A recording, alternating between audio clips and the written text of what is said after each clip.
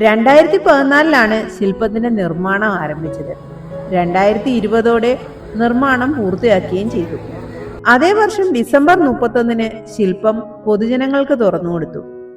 ഗംഗാദേവിയെ ജടയിൽ നിന്നും മോചിപ്പിക്കുന്ന ചതുർഭുജങ്ങളോട് കൂടിയ ശിവനെയാണ് ശില്പം ചിത്രീകരിക്കുന്നത്.